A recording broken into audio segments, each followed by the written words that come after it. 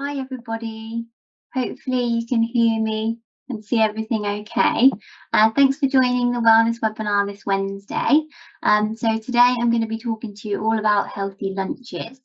And I'm Heidi, so I'm a Nutrition and Wellbeing Engagement Officer at ESS, and I'm also a registered nutritionist as well.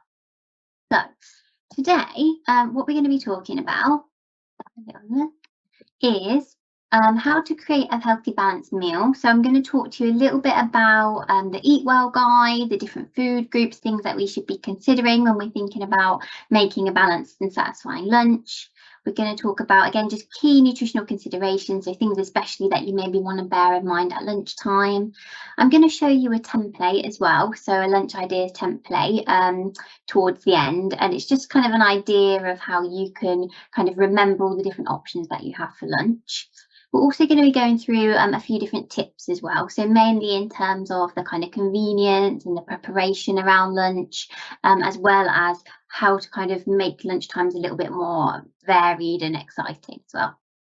I will touch on portion sizes a little bit because I know some of you are probably wondering and just not quite sure if maybe you're having too much, too little at lunch. So I'll run through some of the ways of how you can kind of be reassured that you're having enough. And also as well, if you are thinking more in terms of offering lunches for children, I'm going to cover that a bit as well. And I'll kind of mention that throughout too. And last but not least, we're going to have a little bit of a look at healthy snack swaps. So just some ideas of healthy alternatives to some other snacks. And again, if you're thinking about children's snacks, sometimes at schools and so on, you're not allowed to bring in certain things. So coming up with a few ideas there.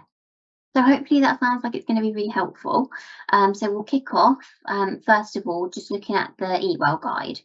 So the Eat Well guide shows how much of kind of each food group we want to be having. So it shows the overall balance that we're aiming for. So on here, you can see that the green section is fruit and vegetables, the yellow section is the carbohydrates, the pink is protein, the blue is dairy or dairy alternatives, and there's a little tiny section there for oils and spreads as well. I'm going to talk through each one in a little bit more detail, but just to give you an overview, and also just to say as well that this doesn't mean that every meal that you have has to look like this, but it just means that the overall balance that we're getting, we want it to look like this. And also just a note to say as well that the Eat Well guide tends to be aimed at people kind of over the age of 5. For under 5s, it's just slightly different, and the main difference is that young children generally want a little bit more dairy and a little bit less carbohydrates. So you'd probably just make the yellow section a tiny little bit smaller, the blue section a little bit bigger as well. But naturally we tend to do that anyway. We tend to try and give children a bit more milk, more yogurt, things like that. So hopefully it's not kind of too much of an adjustment. And also young children don't need as much fibre as adults. So whereas it's recommended for adults to always have the whole grain version of carbohydrates where they can, for children it'd be more like a whole grain every now and again, but mainly the white version of the carbs, because their stomach can get a bit full too quickly if they have high fibre all the time. So hopefully that sounds okay. You've got a rough idea of the balance that we're going for. So looking a bit more in depth at the individual sections, this one is the fruit and vegetables. So just to point out that we want to at least be having 5 portions of fruit and vegetables every single day. And again, frozen, tin, dried, that's all absolutely fine. That all counts. You just want to be making sure that if you are having tin, for example, it's things like fruit tinned in juice and not in syrups, and not with salt or sugar added, essentially. Fruit juice and smoothies do count. So if you're having, say, a smoothie in the morning, it will count towards one of your 5 a day. So even if you've put in loads of fruit and vegetables, it will still only officially count as 1.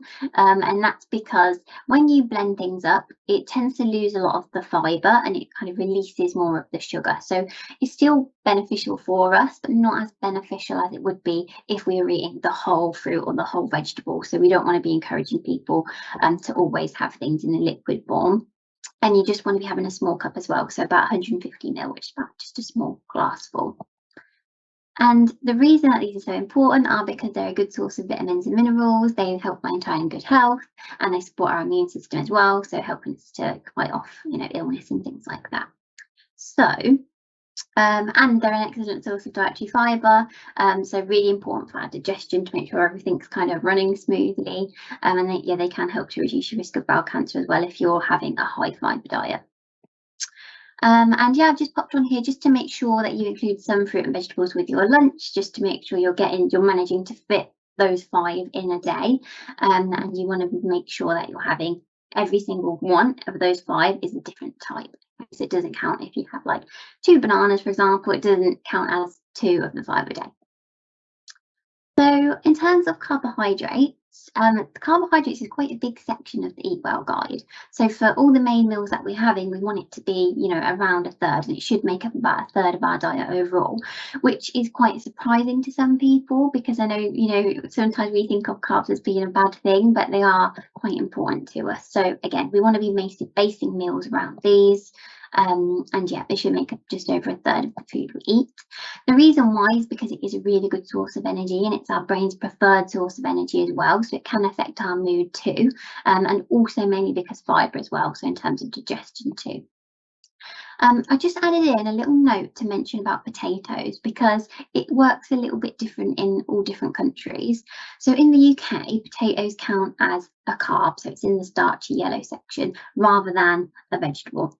Now, potatoes are really good for us still, but it's just because the way that we tend to eat potatoes in the UK could be, chips, deep fried, so on. So it's just one of those things. You don't want to be encouraging all of those things all the time. So hopefully that makes sense. For adults, as I mentioned briefly earlier, really we want to be choosing the higher fibre options, so the whole grain, the brown options, things like brown pasta, for example, leaving the skins on potatoes, because that will keep us feeling fuller for longer, and that will help us throughout the day. So at lunchtime, it can help, especially if you're feeling a little bit kind of low energy. Maybe swapping to a whole grain carbohydrate could help you to feel a bit more sustained for a bit longer. But again, just remembering that for children, you don't want to be offering whole grain options all the time. So the next one we've got is dairy and dairy alternatives. So again, there's quite a decent chunk, so we really want to be trying to include this within our diet. Dairy alternatives, absolutely fine. So for example, like soya drinks, soya yogurts, could be things like oat milk, so on as well, as long as they're fortified with calcium. So we just need to make sure of that. And again, some of the options could be milk, cheese, yogurt, fromage brie. They also contain a good amount of protein as well. But one of the main reasons that these are so important, and again, especially for young children, is because of the calcium, which is really crucial for our bones to stay healthy. So in general, it's advised to go for lower fat and lower sugar options. It's good to just be a little bit wary around this, because, for example, things like yogurts, you might opt for, say, a low sugar yogurt, but sometimes they can still contain a lot of sweeteners in as well. So especially when we're thinking about young children, although it's technically not got the sugar in, maybe, for example, it'll be better for their teeth, they're still getting used to that really sweet flavour. So usually it's recommended to have things like natural yogurt, and then you add something for sweetness, like some fruits and berries on top of it, rather than having the pre-sweetened or the flavoured versions, if that makes sense. It's a good idea to include some dairy foods within your lunch, again, especially for young children, just to make sure that we're managing to fit it in throughout the day. So in terms of protein, these different food sources are really good sources of protein. So they contain sorry, keep getting tongue-tied. They contain a lot of different vitamins and minerals, which are really important for us. But again, the main purpose of protein is to make sure that we're able to grow, able to repair. So again, it's really important for young children, but it's good for all of us. And it can make sure that we're feeling full as well. So if you're not including much protein in your lunch, for example, you may not feel full for very long. Maybe you're not feeling very satisfied. That could be something to think about to make sure that you're adding enough of that in there. So some of the examples on here, some of the typical things you might think of, things like, chicken, fish, but pulses, so things like chickpeas, beans, lentils, they're all really, really good options. Eggs and nuts are on here as well, so there's lots of things to choose from, depending on what you eat. Again, just for healthy kind of lifestyle recommendations in general, we're advised to monitor really the amount of red meat and processed meat that we're having. So yeah, things like sausages, things like ham that have kind of been cured, had salt added, and so on. So just keeping a little bit of an eye on those things. And we want to be aiming to have 2 portions of fish a week, ideally 1 oily fish. So there's a few oily fish, things like salmon, mackerel, count. So again, sometimes they're not the most popular ones, but they're full of omega-3s, healthy fats that are really good for our heart health and our brain health as well. So we want to be fitting some of those in if we can. And again, as I've already mentioned, yeah, it's a really important part, especially of lunch, because it's that kind of middle meal of the day where we want to feel sustained throughout our whole day. So last couple of things, and then I'll get more onto the actual lunch tips. So other considerations include the oil, so that small section on the Ewell guide. It's recommended to have unsaturated fats and oil. So the fats that tend to be healthier for us are the ones that are normally liquid at room temperature. But it can also include things like sunflower kind of spreads and stuff too, which you could use in sandwiches, for example. But all fats are high in energy, so it's not something we want to be having loads and loads of, which is again not necessarily why we don't want to be frying things, deep frying things all the time. But the healthier types of oils versus things like butter or coconut oil, which aren't as healthy for us. And in terms of staying hydrated, so we want to be aiming to have 6 to 8 glasses of fluid a day.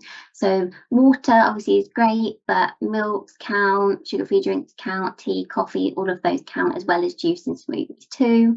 And yeah, of course, it's important to stay hydrated, especially in terms of concentration and focus. So again, if you start to flag kind of at lunchtime in the middle of the afternoon, you might not have drinking enough. So it's just something to think about, especially again, if it's hot weather. It's calmed down a little bit now, so maybe not as bad as it was a while ago. And also if you're being more active too, so same for children. Again, it'll just vary a little bit, but just try and keep topped up. By the time that you start to feel dehydrated, by the time you start to feel thirsty, sorry, you're already a little bit dehydrated. So you kind of don't even want to let it get to that point where you're waiting to feel thirsty. So in terms of foods high in fat, salt and sugar then, just to mention here, and I'm going to refer to these a little bit as we go throughout the lunch tips as well, because I know they're not essential part of our diet. They're kind of on the side of the Eat Well guide, but they're still kind of, they are a part of our lives really, and it's a realistic part that sometimes we are going to include. So it's recommended to eat these in less often in smaller amounts, of course, because they are higher in sugar, they are higher in salt and fat. So some examples again, chocolates, crisps, cakes, biscuits, all things like that. And yeah, again, they're not essential, are they? They're just things that we enjoy to have sometimes. And I just popped on here as well, because I know a lot of the time now schools, especially maybe nurseries or kind of more primary schools, they won't always let you bring these things in. So that can just be a factor to think about too. So we've gone through all the different sections of the Eat Well guide now. So I guess that relates to lunch, but hopefully that gives you an idea of how to have a healthy, balanced meal at all the different meals of the day.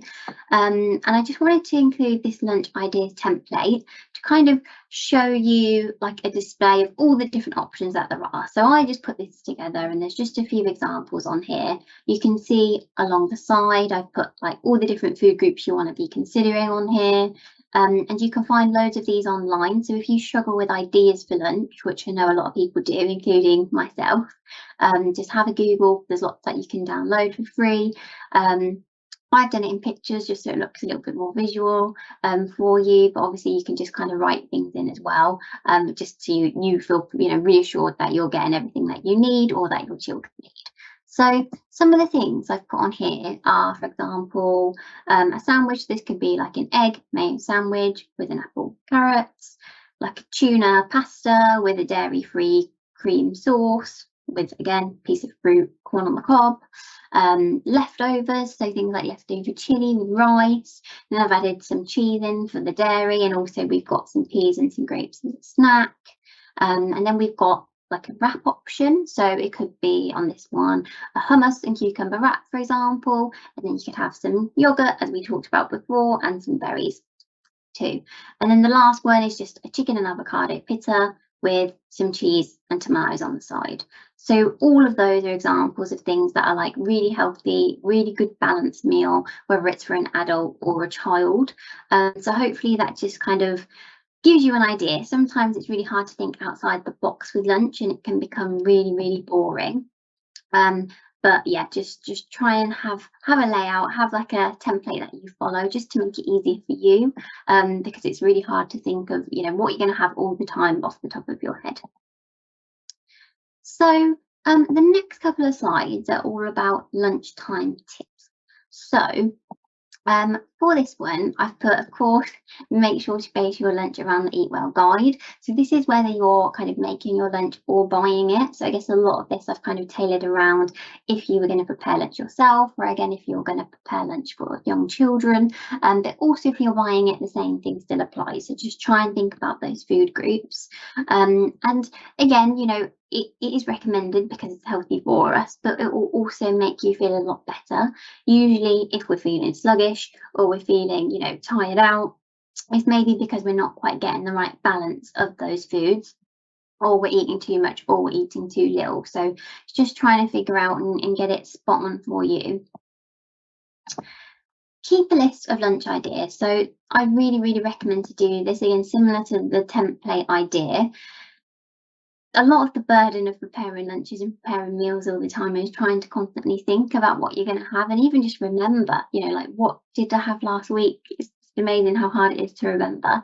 So I keep a note on my phone of all the different lunch and dinner ideas that I have, and then when I'm struggling, I just have a little look. If I'm doing the shopping and I'm not sure what to add, I can just add in some of those things. So I'd really recommend doing that as well, just so you've got that backup. Again, plan lunches in your weekly shop. So hopefully you're kind of, before you do your shopping, you're kind of having a rough plan, you're having a list. So I'd recommend always incorporating lunches and keeping a meal plan kind of on your fridge or somewhere in your kitchen, just written out what the plan is for the week. And again, it's to take that stress off of you as well.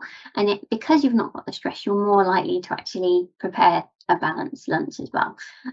So yeah, whether it's Monday, Tuesday, Wednesday, Friday, like Thursday, Friday, all the different days, you can put it on there. I do that, but I don't stick to it rigidly. So they're all on the list, and then I just have whichever I fancy, whichever day. So it can be a really good idea for lunch too, especially if you're involving, again, children. So with children, I know sometimes they're not always too keen on lunches and maybe don't always eat all of their lunch and things. So if you have the options on there, maybe one day, you know, there's 2 different options you're happy to make. Either you can say to your children, would you like this for lunch or this? So it could be like a different fruit, or it could be a sandwich filling. And because you've given them that option, it can increase the chance that they feel they have a bit more ownership over that choice, and it can mean they're more likely to eat that option as well. So have it all there ready, make your life easy, and make the most of your freezer as well. So I always keep some pita bread in my freezer. I used to worry as well about freezing things and think, oh, surely it can't be good, you know, in the freezer and like heating it up again. But actually, you just can't even tell it's been in the freezer. So if you're the same and you worry, you know, you don't really use your freezer much, or you're not really sure, you know, how it would work, it's really worth kind of getting used to and trying it out, because again, those days where you're just caught short, maybe you don't have stuff in, you know, you just need to grab something quick. If you've got just a couple of options in your freezer that you can heat up quickly, it will save you a lot of hassle. And again, it'll save you money as well, for not having to grab those last minute things from convenience shops. And one really important one, which I really wanted to include, is just remember that it doesn't have to be a conventional lunch. So obviously we've all got this idea of what lunch, what a dinner, what a breakfast should look like, and it's different all around the world. But you could have like more of a breakfast style lunch. So you could have like a porridge, for example, or you could have curry and rice, like a dinner for lunch, or you could do things like hummus and crackers and dips and different things. So it's more like a picnic style lunch. So again, it's just thinking outside the box, writing them down, having somewhere where you can remind yourself of all the different options, and not everything has to look like this, you know, sandwich, this, what we have in our head all the time. So the next slide, really, I was trying to think more about what we can do to make lunch more interesting. So especially when it comes to preparing our own lunch and when it comes to kind of not getting bored, essentially. So I've put on here to create a variety with sauces. So some examples could be if you had a load of pasta and you're going to use it for lunch in the week. You could have some red pesto, some green pesto, and then it would taste really different on those different days. Again, things like chicken, just thinking about the different sauces that you can add on. So could do like one seasoning, Cajun seasoning one day, maybe like a barbecue sauce another day. Again, with the chutneys and with the egg mayo as well, just trying to think of those staple things that you have all the time and that you can just add an ingredient to, and it will just really jazz it up and just make it feel like a different meal, because that's a really affordable way of kind of having variety as well. And also not feeling like you're going to chuck your leftovers away because you don't fancy it again the next day. I've popped on here just to keep leftover protein for sandwiches and wraps. So of course, anything that you have left over, it can be really convenient to just have that on hand and you don't have to think too much about what you're going to do in the week. Always double up. So anytime that you're making a pasta dish, a rice dish, couscous, anything like that, again, you might as well just make double because you can just save it for lunch the next day. Most things keep okay for about 2 days or so in the fridge. And again, a really important one that I wanted to mention is just be realistic. One of the biggest issues that I notice as a nutritionist in terms of lunch is that we can be really kind of overly hopeful about what we're going to eat earlier on in the day. So we might plan to have a really healthy breakfast, a pretty healthy lunch, but then we get home and we're really unsatisfied and we're just dreaming about all the snacks that we can eat this evening that we've waited to eat. And also in terms of things like, do you always fancy something sweet after your lunch? Does it get to 3 p.m. every day and you just feel like, you can't carry on with your work, you need like a little snack? And a lot of us feel that way. And I think some of us think, snacks are really bad and like, oh no, we just need to make like this perfect lunch, but we're supposed to snack. Snacks are part of our life as well. So try not to just be hopeful and turn up to work every day with your perfect salad and think, I'm not gonna need anything at 3 p.m. because you're probably going to end up, going to the shop anyway. So be prepared, try and think what is actually going to make you feel satisfied and just try and be realistic, because otherwise, your food might end up going in the bin anyway, or you might end up spending money anyway, even when you've gone through the effort of preparing your own food. So just go that extra little mile and just remember to think about those snacks and the other little things as well when you're planning. So next, I just wanted to include a little bit about portion sizes. Again, this isn't really like a rigid guide, but I know, again, a lot of us worry, are we having too little? Are we having too much? And maybe for children as well, we're not sure if we're giving quite the appropriate amount. So hands are a really good way to measure portion sizes because they grow with us. So, if you have a 2-year-old, you can look at their hand, if you can look at your own hand, so on. So it's a good just kind of rough guide of what to offer. So you can see on here, the fist, kind of closed fist is the vegetable portion, a cupped hand would be the carb portion, and palm would be the protein portion. And fat, again, the sum, but you don't generally have to worry about that as much. So in general, we're advised to have 3 meals, 2 snacks a day. So that's what this is based around. So each main meal, so we're talking about lunch, so let's stick with that. So, you'd be having at least kind of 1 fist of vegetables, 1 cup of carbs, 1 palm of protein at each meal. And then the idea is that you'd probably be having 2 snacks as well, which may be a carb and a fruit or a carb and a veg too.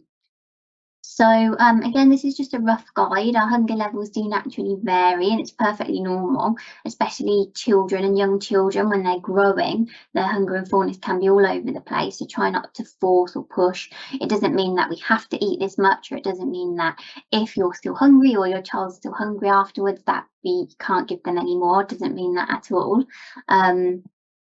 So yeah, just so you bear that in mind. And again, just make sure to have enough at lunch. So we're not doing the thing where we've been really hopeful in the day, then we're getting home, we're overeating, and we're making less balanced choices. You want to make sure that you're full enough and you're not getting into that cycle of overeating in the evenings. So last but not least is just some healthy snack swaps. So again, just thinking about some healthier alternatives. Nothing wrong, of course, with having a chocolate bar or whatever every now and again. But I know, again, sometimes, especially with children, you're not always able to bring things like that into school anymore. So some ideas. So instead of like a cake bar, it could be kind of like a fruit loaf. Instead of kind of like little small sweets, it could be things like dried fruit.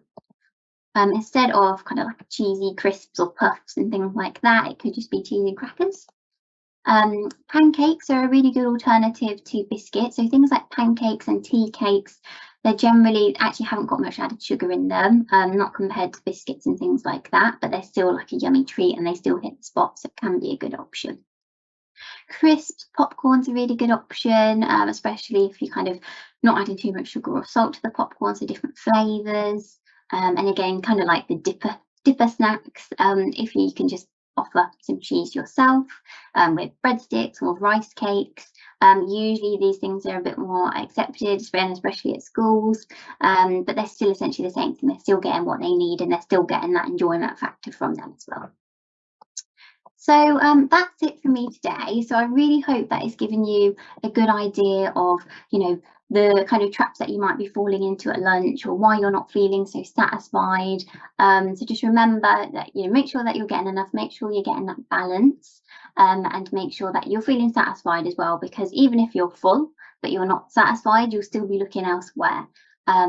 So yeah, if you have any questions at all, I haven't received any in, but if you have any questions, then please feel free to email the wellness inbox. And again, if you've got any queries about anything to do with nutrition and well-being, then please drop us an email as well. But thanks, I really hope you have a good rest of your week, and I hope you're feeling a little bit more excited about lunches again.